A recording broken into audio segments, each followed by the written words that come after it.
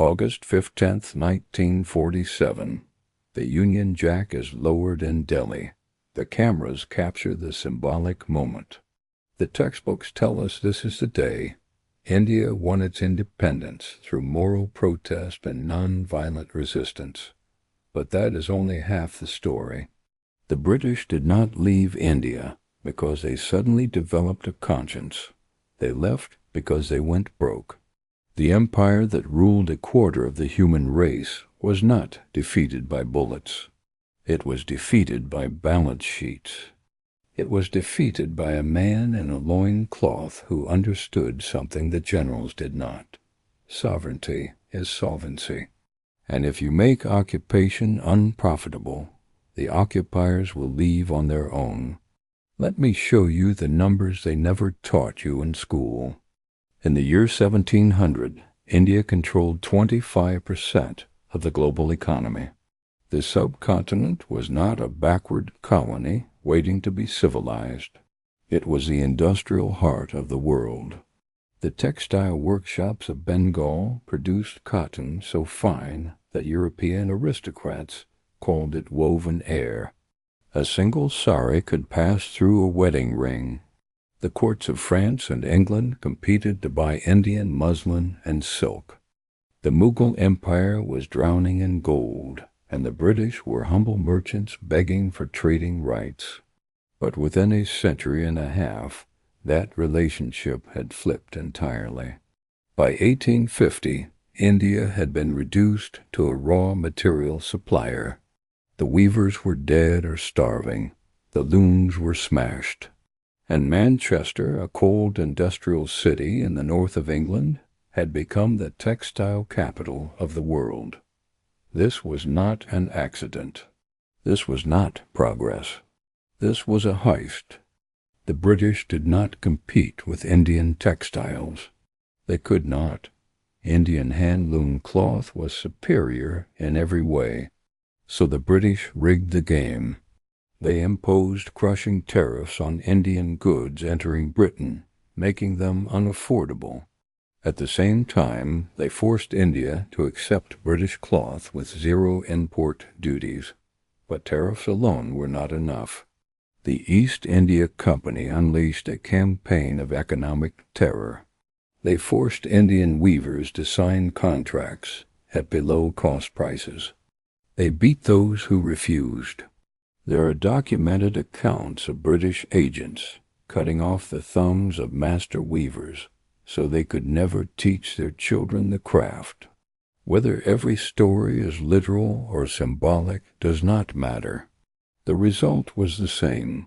The knowledge died. The industry collapsed. The great weaving cities of Dhaka and Murshidabad became ghost towns. By the mid-1800s, the cycle of exploitation was complete. Indian farmers grew cotton under the brutal sun. They sold it for pennies to British traders. That cotton was shipped to Liverpool, sent by rail to Manchester, spun into cloth by British workers, and then shipped back to India. The cruel twist? Indians were forced to buy that cloth because their own textile industry had been destroyed. They were wearing their own cotton, but paying British merchants for the privilege. This was the drain. This was the siphon that sucked billions of rupees out of India and poured them into the banks of London. It funded the railways. It funded the Royal Navy. It funded the mansions of Victorian England. And it seemed unstoppable. The British believed they had created a perpetual money machine. They controlled the guns. They controlled the ports. They controlled the laws. But they forgot one thing. They forgot that their entire empire rested on the cooperation of millions of people who had nothing left to lose. When Mohandas Gandhi returned to India in 1915, he did not see his country the way other nationalists did. He did not just see political oppression. He saw the economic equation. He realized that the British Raj was not a government. It was a corporation, And corporations care about one thing: profit. Gandhi understood that as long as India was profitable, the British would never leave. You could riot in the streets, and they would send more police. You could assassinate officials, and they would replace them. But if you attacked the profit margin, if you made the ledger bleed red ink, they would leave of their own accord. He looked at the British Empire, and he saw its weakest point: textiles, the single largest export. The industry that employed hundreds of thousands in Lancashire, the foundation of British industrial power, and he decided to destroy it. Gandhi began preaching a strange new philosophy. He did not talk about guns or bombs. He talked about spinning wheels. He launched the Khadi movement. Khadi was hand-spun, hand-woven cloth. It was rough. It was uncomfortable. It was inferior to the smooth machine-made fabric from Manchester. But Gandhi told the Indian people that Khadi was sacred. He told them that every yard of British cloth they bought was a chain that bound them to slavery. He told them that every time they wore a Manchester shirt, they were stealing food from the mouth of a starving Indian weaver. He transformed the act of getting dressed into an act of war. Gandhi was a genius of symbolism. He knew he had to lead by example. He stripped off his Western suits, the clothes of a lawyer and a gentleman. He put on a simple loin cloth made of khadi. He sat down in public with a charkha, a traditional spinning wheel, and he spun thread. He spun for hours every day. He spun while he met with diplomats. He spun while he gave speeches. He made the spinning wheel the symbol of resistance. He told the Indian elite, the doctors and lawyers and wealthy merchants, that they had to burn their foreign clothes. He organized massive public bonfires in Bombay and Calcutta. Imagine the scene: thousands of people gathering in a public square. They carried their finest suits, their silk shirts, their expensive dresses made in Lancashire. They threw them onto a pile, and as the flames rose, destroying millions of rupees worth of property, the crowd roared. It was a ritual purification. They were burning their dependents. The British laughed at first. Winston Churchill called Gandhi a half-naked fakir. British officials in Delhi drank their gin and mocked the little man with his spinning wheel. They said you cannot fight the Industrial Revolution with medieval technology. They said you cannot stop the modern world with a piece of wood. But Gandhi was not trying to compete with Manchester in terms of efficiency. He was trying to destroy Manchester's customer base. He was building a wall of moral refusal. If you walked down the street in a British suit, people looked at you with disgust. You were a collaborator. You were a traitor. The social pressure was immense. And then the numbers started to turn. By the early 1920s, the orders from India began to dry up. The ships arriving in Bombay were not unloading their cargo as fast as they used to. The warehouses in Manchester began to fill with unsold stock. The mill owners grew nervous. They had expanded their factories based on the assumption that 300 million Indians would always need British clothes. But now the Indians were making their own. It was rough cloth. It was itchy. But they wore it with pride. The boycott was spreading like wildfire. It was no longer just about clothes. It was about dignity. Gandhi had given the poorest peasant a weapon. You did not need a gun to fight the British. You just needed to spin. You just needed to say no. The economic impact accelerated. By the mid-1920s, textile exports from Britain to India had dropped by more than 30%. The Great Depression hit in 1929, which made things worse. But the boycott was the killing blow. The Indian National Congress adopted the boycott of foreign goods as official policy. Women stood outside textile shops and pleaded with customers not to buy British cloth. They laid down in doorways so you would have to step over their bodies to enter. The shopkeepers stopped stocking British goods because they could not sell them. In some years, imports of British cloth fell by more than 50%. This was a catastrophe for Lancashire. In the industrial towns of northern England, the lights started to go out. The mills that had run 24 hours a day suddenly cut their shifts. Then they went to 3 days a week. Then they closed entirely. The chimneys stopped smoking. Silence fell over the towns of Blackburn, Darwin, and Burnley. Tens of thousands of British workers were thrown out of their jobs. These were men and women who had worked in the mills all their lives. Their fathers and grandfathers had worked in the mills. They did not understand the politics of India. They only knew that the orders had stopped. They only knew there was no money for food.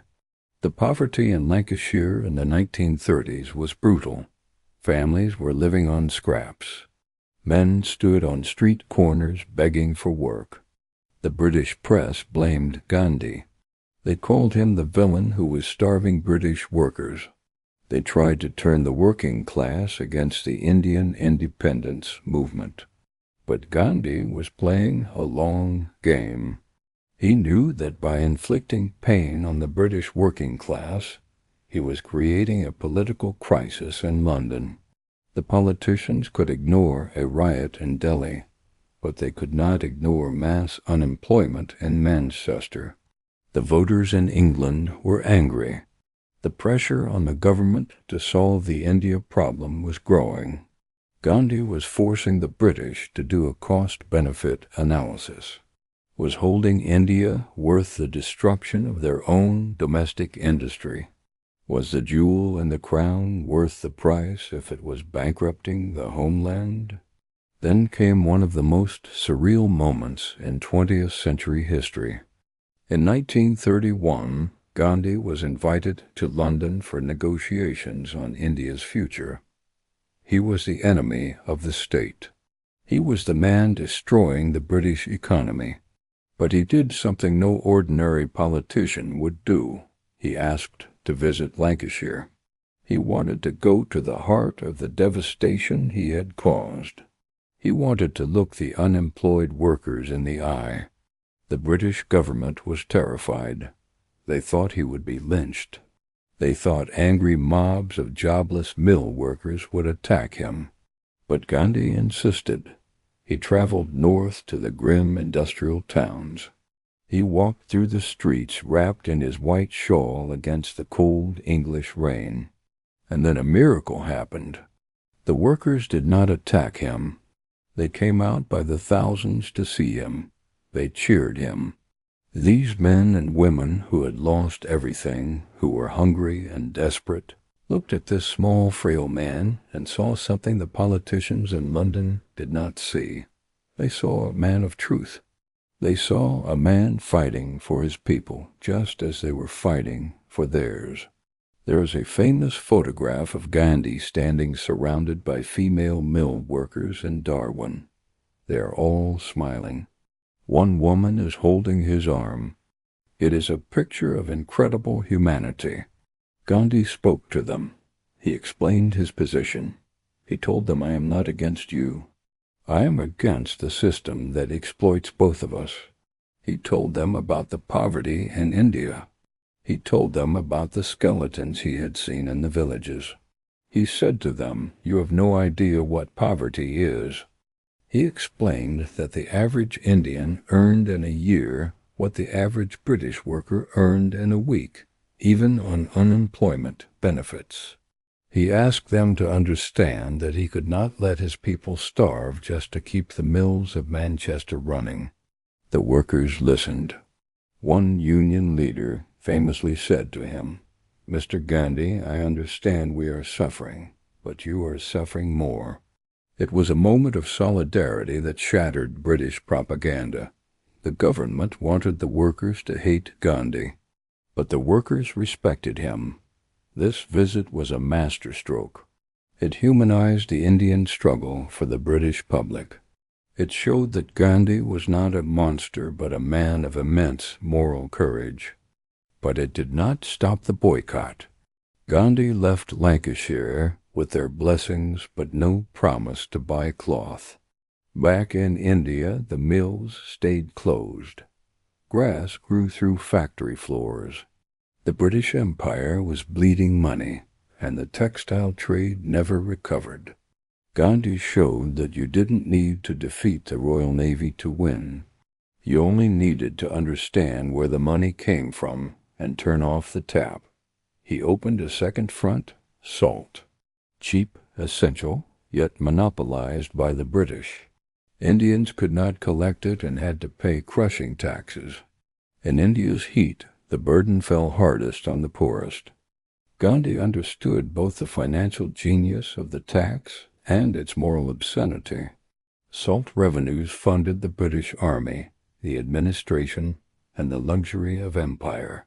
If he could break the salt monopoly, he could cut a major revenue stream and expose the absurdity of British rule claiming ownership of the ocean itself. When Gandhi announced a march to the sea to make illegal salt, many Congress leaders dismissed it as symbolic nonsense. But Gandhi understood mass psychology and economics. Everyone understood salt, and if millions broke one simple law, British authority would collapse. On March 12, 1930, Gandhi began walking. 61 years old, he led 78 followers on a 240-mile march. As he walked, the movement grew. Villages emptied. Crowds swelled. The world press followed. And the world watched. The British government was paralyzed. If they arrested him too early, they would make him a martyr. If they let him reach the sea, they would look weak. They did nothing. They hoped he would die of exhaustion. They hoped the movement would fizzle out. They underestimated the stamina of the old man and the anger of the people. On the morning of April 6th, Gandhi reached the coast at Dandi. He walked into the waves. He bent down and picked up a lump of salty mud. With that simple gesture, he broke the law. He held it up for the crowd to see. It was a signal. Across the entire coastline of India, from Karachi to Madras, millions of people rushed to the water. Fishermen, peasants, women, children began to boil seawater in pots. They scraped salt from the rocks. They set up illegal salt pans. They sold contraband salt in the markets openly. The police tried to stop them. They beat protesters with steel-tipped batons. They arrested 60,000 people, but the jails were full. The police were exhausted, and the salt kept coming. The British monopoly was broken. The revenue from the salt tax collapsed. But more importantly, the fear of the British was broken. You cannot govern a people who refuse to obey your most basic laws. The Salt March and the cloth boycott were the two arms of a pincer movement that crushed the profitability of the Raj. By the late 1930s, the balance sheet of the empire was a disaster. The cost of maintaining control in India was rising every year. The police force had to be expanded to deal with civil disobedience. The army had to be on high alert. The prisons were overflowing, which cost money to run. At the same time, revenue was falling. Textile duties were down. The salt tax was unenforceable. The liquor tax was also being targeted by temperance movements led by Gandhi's followers. The British were spending more to govern India than they were extracting from it. The Great Depression had already weakened the British economy. Now their biggest asset was becoming a liability. The board of directors of the British Empire, which is effectively what Parliament was, had to look at the numbers. The return on investment for holding India was turning negative. Then came the Second World War. This was the final nail in the coffin. Britain was fighting for its survival against Nazi Germany. They needed every penny. They needed every soldier. They could not afford to garrison a hostile subcontinent in open revolt. Gandhi launched the Quit India movement in 1942. He told the British to leave immediately. He told the Indian people to stop cooperating entirely. The British responded with brutal force. They arrested the entire leadership of Congress. They put Gandhi in prison. They deployed battalions of troops to crush the protests. But the cost was astronomical. Britain ended the war bankrupt. It owed billions to America and billions more to India itself in unpaid sterling balances. It no longer had the money or the will to hold a colony determined to be free. The transfer of power in 1947 was a political event, but it was driven by economic reality. The British left because the business model had failed. Gandhi had destroyed it.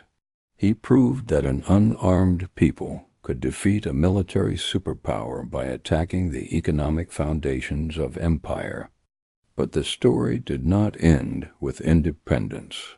In India, the spinning wheel became a national symbol, the chakra at the heart of the flag representing self-reliance. Yet this victory came with trade-offs.